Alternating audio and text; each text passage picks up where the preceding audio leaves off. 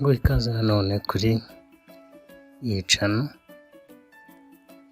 Aka kanya tugiye kurebera hamwe uburyo umuntu akoresha Excel bikamworohereza akazi. Topic tugiye kureba muri iyi video y'aka kanya ikaba yitwa Flashfill. Flashfill akaba ari uburyo ukoresha wuzuza ibintu mu buryo buri automatic, bitagusabye kubanza wandukura ibintu byinshi. Reka dutangire. Nkuko ubibona aha ngaha mfite list ndimo gukoresha, akaba ari list igizwe n'intara z'u Rwanda ndetse n'uturere. Buri karere karagaragara ndetse n'intara gaherereyemo. Dushobora kongeraho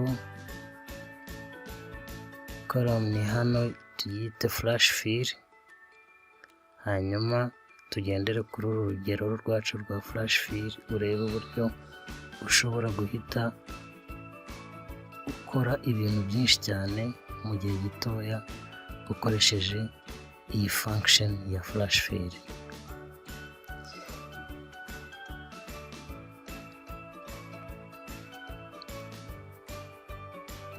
Reka dufate data zacu tuzisanishe, tunganye table neza ku buryo ibintu biba bigaragara neza. Ngiye gukoresha aka tool kitwa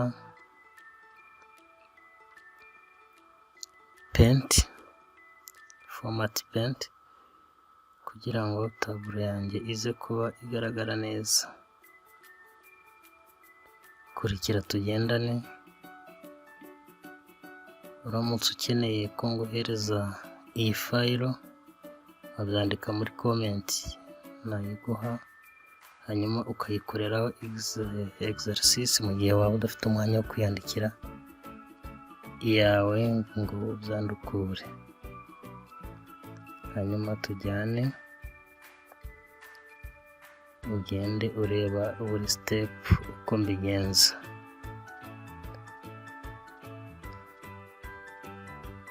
Aha ngiye gukoresha format paint kugira ngo kolone zose zise.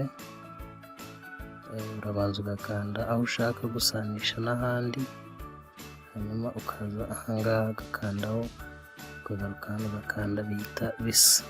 Cyo kimwe n'aha naho ndashaka ko iyi kolone yose isa n'iyingiyi, hanyuma ndabigenza uku nguku. Hanyuma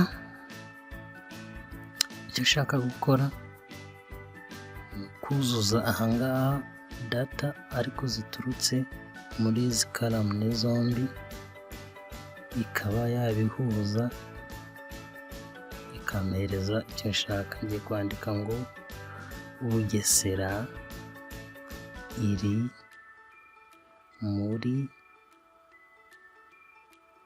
Eastern Province. Nk'uko ubona utundi turere twose hariya hasi dufite intara duherereyemo. Ndakoresha function ya flash tool ku buryo buri karere gahita kambwira ngo gaherereye mu ntara iyi n'iyi mu buryo buri automatic. Bugesera hanyuma mwandika Gatsibo nayo gusa. Ibi byombi birahagije kugira ngo mashine imenye icyo nshaka gukora kuri done zose. Icyo ukora ni iki, uselectinga ahari ubusa, ukaza hano mu handitse fill. Fill ibarizwa muri tab ya home, hanyuma mu gace gaherereye aha ngaha uhita ubona handitse fill, ugakandaho. Wamara gukandaho uraza kubonamo Flashfill. Flashfill ni iyi ngiyi, kandaho, voilà, ibintu byose bihita biza. Urabona muri Kigali barambwira ngo Gasabo iri muri Kigali, kandi ngewe urugero nayihaye kuri Bugesera na Gatsibo. Hanyuma iraza muri Western, buri karere igahita ivuga intara gaherereyemo, kuko nayihaye urugero rw'ibyo igenderaho. Ni uku nguku Flashfill ikora. Ni uburyo Excel uyihereza urugero hanyuma nayo igakomerezaho. Nizere ko aka kantu niba ukabonye kazakorohereza akazi kawe mu gihe waba ufite data nyinshi cyane utabasha kugenda wandika line by line. Hanyuma reka turebe next topic.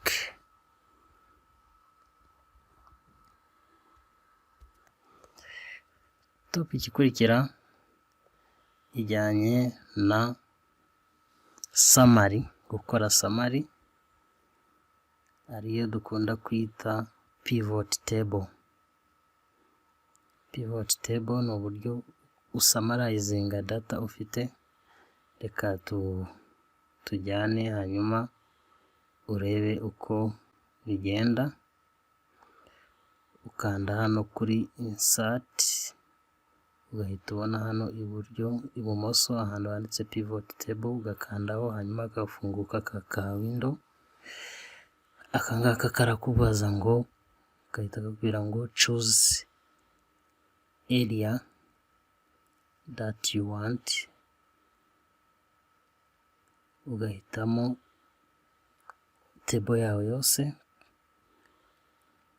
ukayiselectinga, hanyuma ukongera ugaselectinga aho ushaka ko iyo pivot table iza, ukabigenza uko nguko. Then wabirangiza ukemeza okay. Nyuma yo kwemeza, umaze guhitamo location, hafunguka aka gatebo. Aka ngaka niko kagiye kuguhereza summary. Iki gice cyo hejuru kiragaragaramo columns zose dufite, column dufite zigize iyi file yawe. Hanyuma ugenda ukurura buri kamwe ukakajyana aho ushaka. Niba ushaka ko title iba ari province urayishyira muri filters, hanyuma value ushyiremo district. Ubu ihita ikwereka toto. Urabona hano district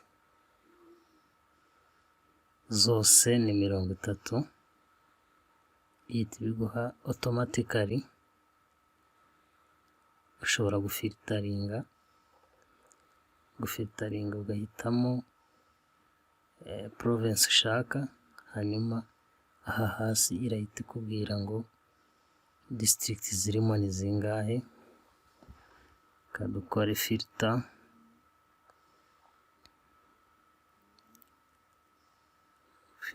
uraza ugacuzinga aha hejuru, hitamo Eastern Province. Okay, urabibona ko district zirimo ni 7. Changing editemo Kigali district, urabona ko ari 3. 3 district. Ushobora guhitamo Northern Province, ukaza kubona ko district ni 5. iyi ni summary ndimo gukora. South 8 and Western 7 province. Ushobora no guhindura ushaka kugaragaza na details z'iyi mibare, icyo gihe urongeraho district uyimanura ushyira hano muri columns. Urabona ko ya mibare yaduhaga ihita yongeraho na detail. Muri Western harimo izi district n'umubare wa buri imwe nyine ni rimwe, hanyuma hirya kuri final ikakwereka toto.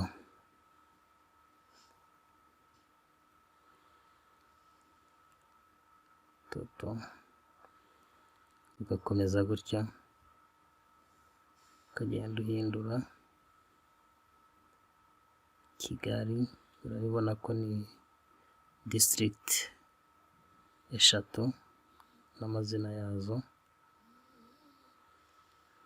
Ugakomeza uhindura, ugenda uhitamo gutyo mu buryo bwo gusamarayizinga data. Ushatse nko gutanga report mu buryo bwihuse wakoresha iyi pivot table. Ni inzira yihuse yo gusamarayizinga data. Ushobora kuba ufitemo record ibihumbi byinshi cyane, hanyuma ukaba wabikorera summary bikagaragara mu buryo bwiza cyane. Hano ushobora gucenjinga label, so hagahindurwa intara ugashyiramo indi, ukagenda ubibona mu buryo buri low. Ubwa mbere bwari column, muri ubu buryo ni ukubireba mu buryo buri low bihagaze, horizontal not vertical nk'uko byari ku nshuro ya mbere.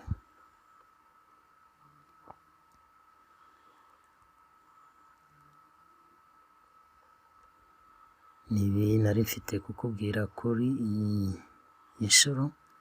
Nizere ko hari icyo bikunguye. Nkwibutsa ko biba byiza gukora comment, ugakora like, ndetse ntiwibagirwe no gukora subscribe, kuko bigufasha kuzajya ubona update igihe cyose hari ikintu twongereye kuri channel. Thanks for watching. See you next time with next topic. Next time turaza kuvuga kuri topic yitwa conditional formatting. Iyi ngiyi ubona ngaha akaba ari tool nziza cyane gufasha gupresentinga data mu buryo buri professional, ku buryo umuntu birebye abona ko byakozwe n'umuntu usobanukiwe,